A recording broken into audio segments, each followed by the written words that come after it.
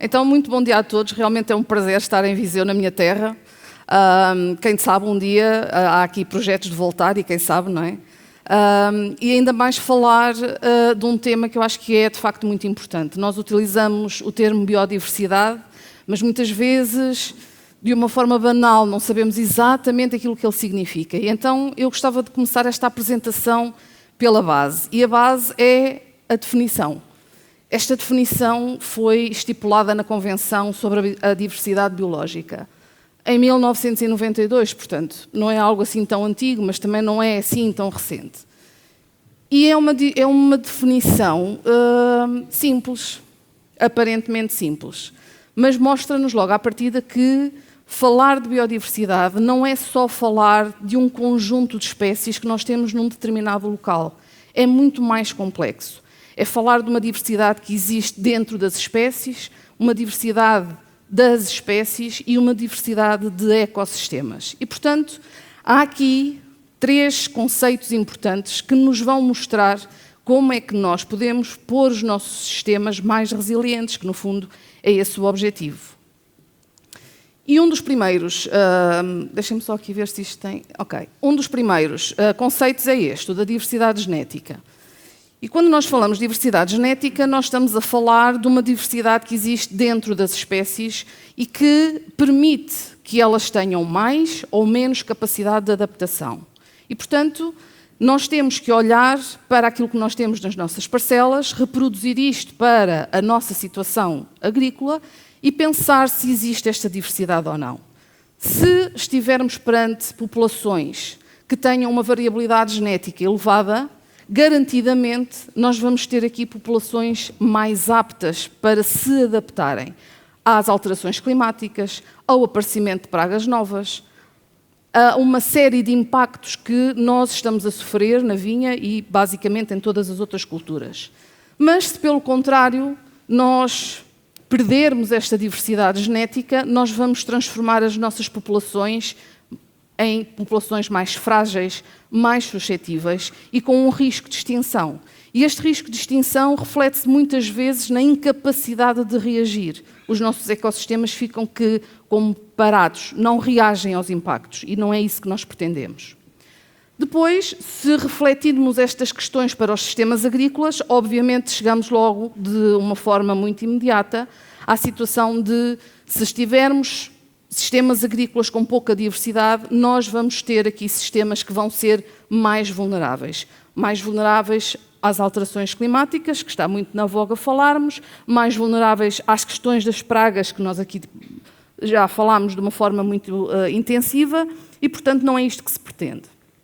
Depois, o outro conceito é a diversidade de espécies. E esta diversidade de espécies tem a ver com a variabilidade de organismos que nós temos numa determinada zona. É esta variabilidade que nos vai dar a consistência. E aqui aparecem 2 termos que são muito importantes de avaliar, que é a abundância e a riqueza. Quando nós falamos de riqueza, nós estamos a falar da diversidade de espécies, ou seja, diferentes espécies existentes num determinado lugar.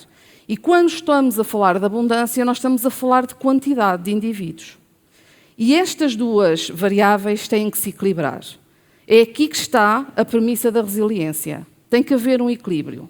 Eu posso ter uma riqueza muito elevada, mas se eu olhar para a minha abundância e verificar que há a predominância de uma espécie sobre outras, o caminho é o desequilíbrio. E, portanto, o ideal é ter muita riqueza, mas que se reflita numa abundância equilibrada. É sempre no equilíbrio que está o caminho para a resiliência. O outro conceito tem a ver com a diversidade de ecossistemas.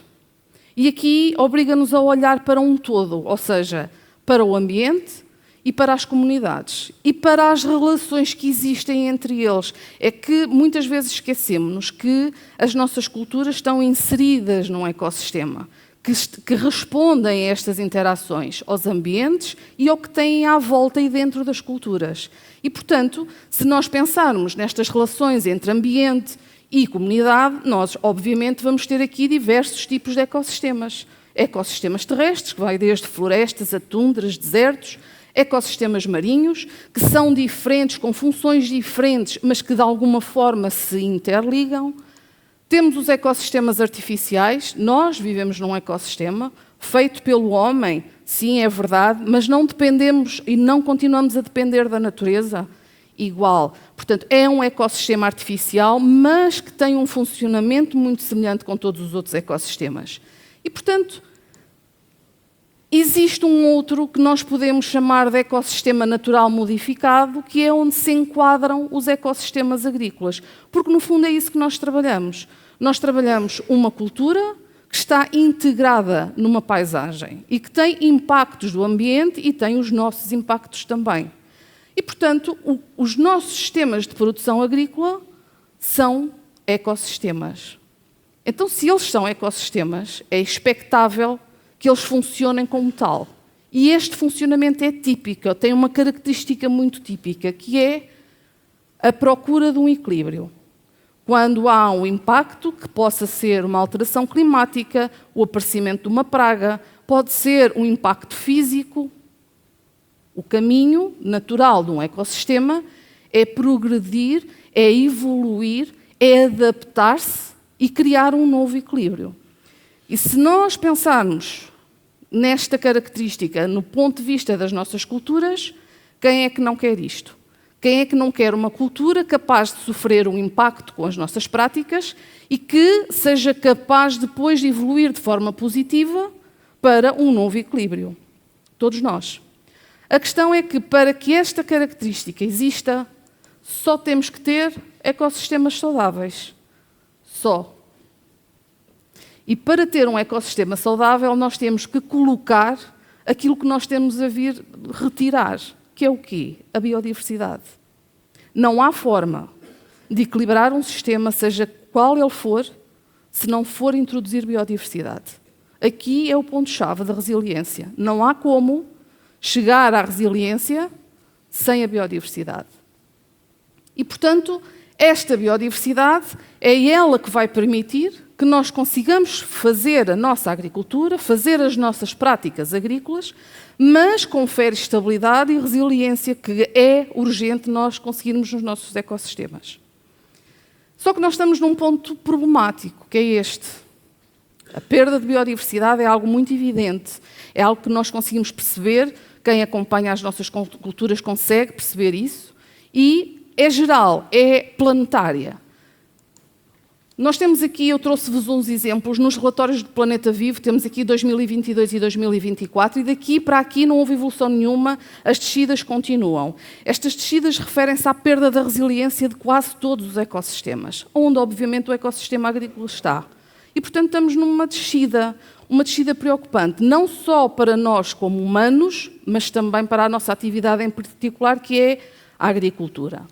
E as consequências desta perca são estas, que são aquelas que, de alguma forma, aqui já foram faladas.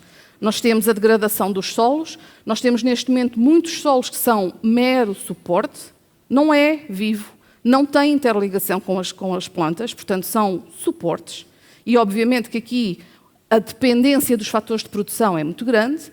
Depois temos a redução da polinização, que tem um efeito direto nas produções, e não é só na quantidade, é na qualidade. Temos a erosão genética, porque estamos a uniformizar e a perder esta variabilidade. Temos o aumento de pressões de pragas, e aqui refere-se não só às pragas que nós conhecemos e na dificuldade que é no seu tratamento, porque muitas vezes não é só os produtos, é a própria resistência das pragas aos produtos, não nos esquecemos muitas vezes deste fator, mas também é a pressão do aparecimento de novas pragas. Porquê? Porque o sistema está desequilibrado. Não há equilíbrio. E quando não há equilíbrio, aparecem coisas novas que nós não estamos habituados a lidar. E depois a perda de resiliência no seu total, obviamente. O que é que isto faz? Faz com que as nossas ações tenham que ser cada vez mais interventivas e recorremos muitas vezes às questões químicas. Não nos resta outra alternativa. E, portanto, é óbvio que, à medida que nós fazemos as nossas práticas agrícolas e em função das nossas opções, é claro que nós vamos ter um impacto de descida na biodiversidade. Aqui o que nós temos que pensar é como é que então vamos aprender a trabalhar com esta questão de biodiversidade. E os extremos aqui, por curioso que seja, elas vão conduzir ao mesmo resultado, a esta perda e este desequilíbrio. Se eu tenho uma agricultura intensiva ou superintensiva, eu vou cair, porque uma das características da intensificação, o problema para a biodiversidade não é tão grande ser a intensificação, mas é a uniformização da paisagem, e, portanto, é uma característica que está intrínseca a esta intensificação, e aqui estamos a simplificar a ecologia deste local, e, portanto, perdemos biodiversidade, mas se nós caminharmos para o abandono agrícola, nós vamos ter a mesma perca. Porquê? Porque nós temos muitas espécies que estão dependentes de habitats agrícolas. Nós não podemos cair no erro de pensar que a agricultura é o ponto mau da biodiversidade. Não, pelo contrário. Uma agricultura bem feita pode ser uma fonte muito importante de biodiversidade.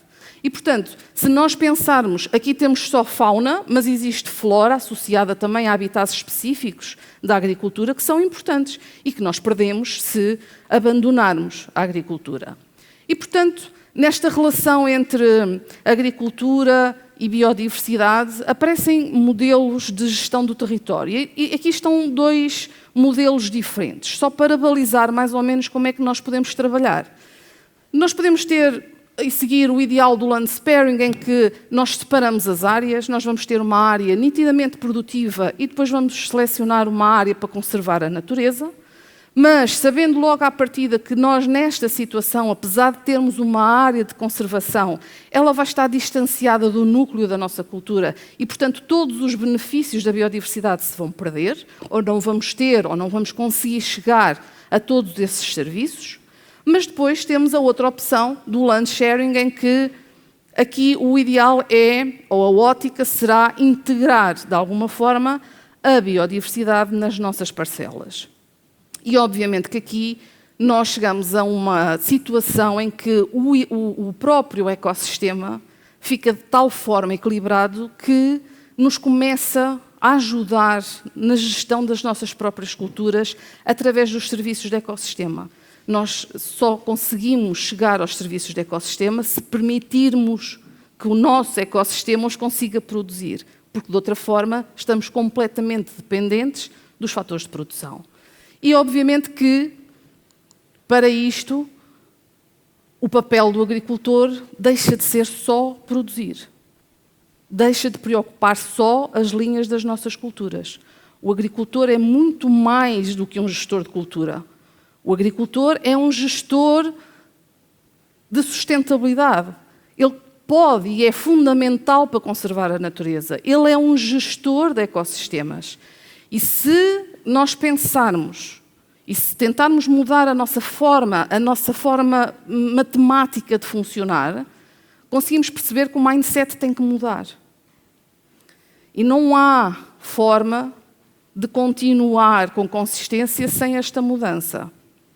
Nós temos que deixar a nossa visão da exploração agrícola na ótica de um ego em que eu consigo controlar a natureza de forma exímia, porque já percebemos que não, para passar a ver um ecossistema. A cultura é um ecossistema por si. E, portanto, é assim que ela tem que ser vista e tem que ser gerida. Okay? E nessa situação nós olhamos para o foco do eco, em que a agricultura e biodiversidade se otimizam, se reforçam. E isso tem vantagens para a nossa gestão. E cada vez mais isso é visível. É uma decisão estratégica neste momento, a meu ver. Esta decisão é estratégica no ponto em que nós estamos. Que agricultura eu vou querer fazer? É uma agricultura que vai ser só consumidora dos serviços do ecossistema e, portanto, eu sei que vou caminhar para um desequilíbrio da sustentabilidade nos seus 4 pilares, ou, pelo contrário, eu vou optar por uma agricultura que sim vai consumir os serviços de ecossistema, porque aqui esta ferramenta não elimina as outras, vai ser um complemento importante de estabilização, mas é uma agricultura que consome e eu potencio, eu retiro e eu compenso. Porque o que nós não estamos a esquecer é que nós retiramos e não compensamos. E o sistema é finito. E, portanto, é aí que nós estamos a chegar. E, portanto, esta decisão Se for este o caminho, nós vamos ter acesso a estes serviços de ecossistema que, no fundo, vai ser uma base de gestão muito importante para a agricultura. Eles são vários, e obviamente que eu não vou falar deles todos, mas vou falar de um que eu acho que é muito importante e que vai de encontro àquilo que tem sido falado aqui, que é a gestão das pragas. E esse serviço de ecossistema é a biodiversidade funcional. Esta componente da biodiversidade é algo que é muito direcionado para a nossa cultura. Isto é um complexo de organismos que existem no ambiente, se ele for equilibrado, e que nos ajudam na nossa gestão, desde a microbiologia do solo, desde os polinizadores, que são importantíssimos e estão em queda decrescente, não é? Estão numa queda acentuada, e depois temos a fauna auxiliar. E aqui a fauna auxiliar é importante porque ela vai ter um foco no controle das nossas pragas. E reparem, quando eu digo controle, não é um controle total, porque na natureza nunca se deve controlar o total, nem conseguimos sequer, porque há sempre uma consequência negativa que nós não estamos à espera. O que vai fazer esta fauna auxiliar é baixar a população da praga. E é aqui que nós ganhamos. Porquê? Porque não temos picos complicados de tratar. E é este o foco da biodiversidade funcional. Agora, nós temos vários insetos aqui dentro desta fauna. Estamos a falar de insetos, estamos a falar de ácaros, estamos a falar de aranhas, estamos a falar de bactérias, fungos e outros organismos que existem nestes ecossistemas da nossa cultura e que permitem este controle automático, gratuito e renovável, se nós permitirmos. E, portanto, eu acho que isto é um ponto positivo que tem que ser bem pensado. Obviamente que quanto mais diversificada for esta fauna, maior estabilidade nós vamos ter nas nossas culturas. Mais fácil vai ser tratar as nossas culturas. Menos tratamentos nós vamos ter que fazer. Mais assertivos nós vamos ser nas nossas decisões. E nós temos aqui vários. Temos aqui a famosa joaninha, vamos chamar-lhe joaninha, mas isto são coleópteros que atacam várias pragas. Esta é a forma juvenil da joaninha. Temos aqui outros coleópteros em que aqui parece uma cochinilha de algodão, mas não é, é a fase juvenil deste coleóptero. E, portanto, todos eles temos aqui a larvazinha do pirilampo, por exemplo, que já é um inseto que não existe em todo o lado. Temos aqui cantarídeos, temos aqui cirfídeos. Esta é a fase juvenil do cirfídeo, que não é uma abelha, é um díptero, e, portanto, extremamente importante. E depois tem a particularidade de que o que nós temos que trabalhar não é muitas vezes para aquilo que nós vemos. Nós gostamos muito de ver o cirfídeo. Ai, que bom está lá, está a controlar as minhas pragas. Muitas vezes a falta de ter este foco de trabalhar para os auxiliares não permite que ele chegue a esta fase. E se ele está só aqui, alimenta-se só de açúcares, não se alimenta nunca de pragas. Portanto, isto não é indicativo logo de que nós vamos ter um controle das nossas pragas. E, portanto, temos muitos outros. A famosa crisopa, que ataca uma série de pragas, antocorídeos, rodovídeos, geocorídeos, himenópteros, ácaros predadores. Podíamos estar aqui o resto da manhã a falar disto. São N espécies que existem. Agora, recordem-se de quantas espécies nós aqui falámos de pragas. E vejam quantas eu apresentei aqui, tinha aqui até ao resto, até ao almoço. Não é? Em termos populacionais, alguma coisa não está a funcionar. Elas não existem. E depois temos isto que é muito interessante, que é, dentro desta fauna auxiliar, nós sabemos quem são. Nós sabemos quais são os mais eficazes para controlar determinadas pragas. Por exemplo, aqui temos o aranhiço amarelo e nós sabemos que existe um grupo de auxiliares que são mais eficientes no seu controle. A mesma coisa quando passamos pelas pragas. Aqui eu pus a cigarrinha verde, mas nós temos aqui esta gama, estes não, porque isto é o Anagrosatomes, é um himenóptero que ataca especificamente a cigarrinha, mas temos outros himenópteros que atacam o scafoideus, atacam as cicadelas da xilela. Temos aves que são capazes de apanhar os insetos que são vetores da xilela. Portanto, isto é um mundo que se abre. E, na verdade, se continuarmos com a traça, com os dois tipos de traça que já estão a aparecer, basicamente, no Alentejo também já se viu, portanto, acho que é um bocadinho transversal, na verdade temos outra gama e faltam aqui muitos outros. Então, o que nós temos aqui parece-me a mim que é uma ferramenta. É uma ferramenta que nos pode ajudar na gestão das pragas, que é um problema. Agora, temos é que avaliar. É na avaliação que está a questão. Nós temos que saber quem está e como é que estão. A tal situação da abundância e da riqueza. Interessa saber quem está e como eles estão distribuídos, para podermos perceber como é que trabalhamos com esta ferramenta. E estas avaliações podem ser feitas de variedíssimas formas. Nós temos aqui a Span Trap, temos as redes entomológicas, Malaise, Spitfall, aspiração. Tudo isto são métodos que nós temos e que vão ser focados, quer ao tipo de cultura que nós temos, mas também aos nossos objetivos. O que é que nós queremos apanhar? Como é que nós vamos querer avaliar o local? Tudo depende do local. Aqui não há receitas iguais para todos, não existe. Isto tem que ser adaptado à situação que nós vamos encontrar. Qual é a cultura? O que é que está na cultura? Quais são os problemas maiores de pragas nessa exploração? Qual é a fauna auxiliar que mais importa para esse caso específico?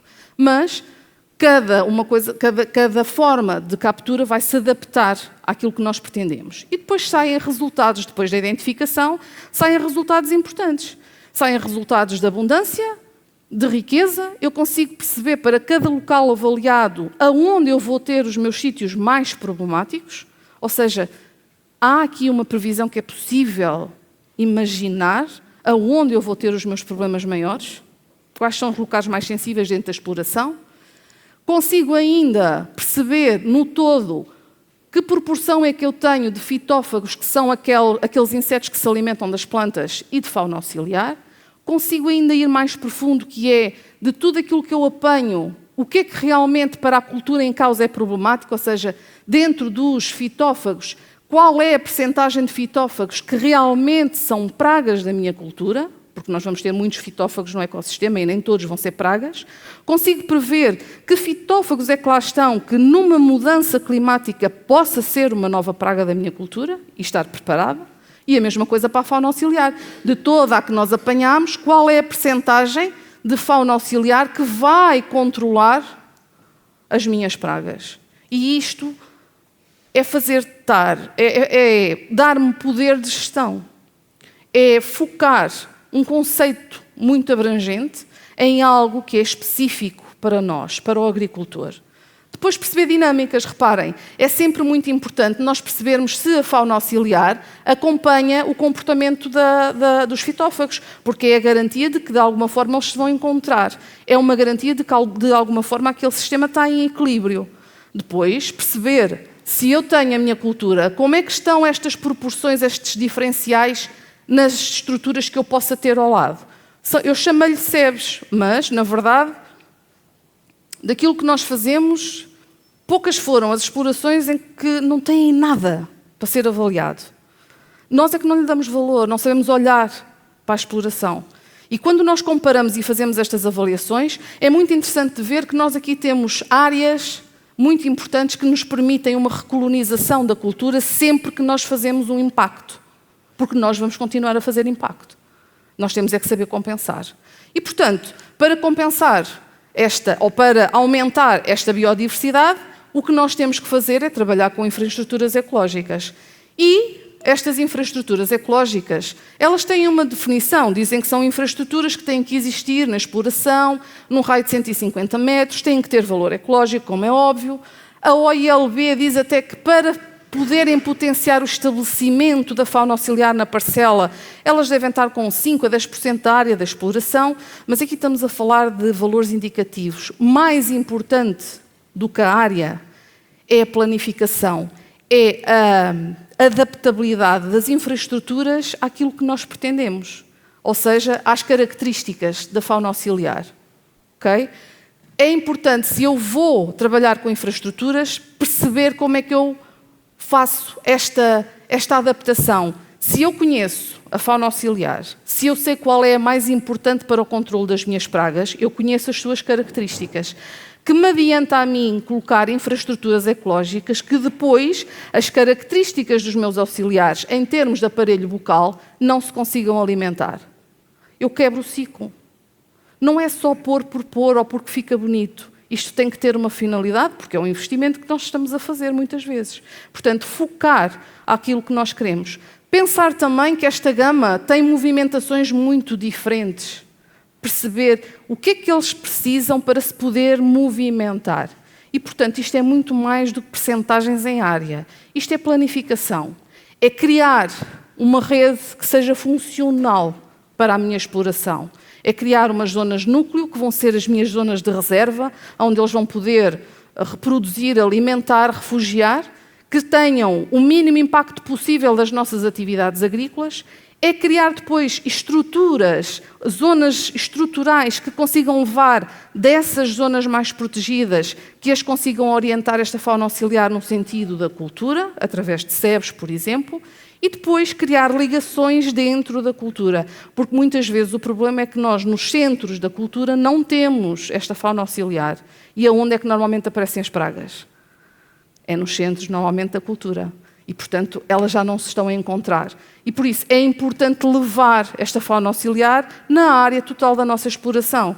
E aqui são importantes os corredores ecológicos, que os nossos cobertos vegetais servem perfeitamente. E só eles podem atingir 70% da área da exploração. Afinal, se calhar não é tão difícil atingir os 5% ou os 10%. Não é com isso que nós temos que nos preocupar. É com a planificação. É como é que nós vamos trabalhar estas infraestruturas. E, na verdade, temos também que saber olhar para a nossa exploração. O que é que eu lá tenho que não valorizo, que para mim não tem valor nenhum? É que se calhar tem valor e pode ser conservado. E podem ser pulmões autênticos de biodiversidade dentro da exploração. Charcas, árvores isoladas, árvores mortas, por exemplo. Há uma série de infraestruturas que precisam de ser olhadas de outra forma, ser valorizadas. Podemos também recorrer a outras estruturas. Obviamente que, quando nós falamos aqui de hotéis para insetos, nós não estamos a esperar que estes hotéis para insetos venham aqui dar um input muito grande de fauna auxiliar, mas é muito importante, até para nós os conhecermos e monitorizar, saber quem é que lá está. Okay? E lembrar só, e estou mesmo a terminar, de que, quando nós trabalhamos com biodiversidade, nós não estamos só a falar de insetos. Nós estamos focados para aí porque é uma ferramenta para as nossas pragas, mas, na verdade, nós estamos a trabalhar para uma série de outra fauna que estão nos nossos habitats e que controlam pragas. Temos aves, temos mochos, temos corujas, temos morcegos, temos répteis, temos anfíbios, temos mamíferos. Aqui trata-se de atingir o equilíbrio. E quando a exploração atinge o equilíbrio, ela abre-se a uma renovação ecológica muito importante. E abre-se também para outras atividades que são importantes. O turismo da natureza, por exemplo, dá-nos visibilidade para aquilo que nós fazemos de bem nas nossas explorações, valoriza os nossos produtos. E muitas vezes esta biodiversidade já lá está. Nós precisamos de a conhecer. E, portanto, eu acho que a agricultura tem um novo propósito, que eu acho que é este, que é produzir respeitando, é gerir conservando e depois é inspirar através da paisagem viva que de facto são as nossas culturas, se nós permitirmos. E muito obrigada.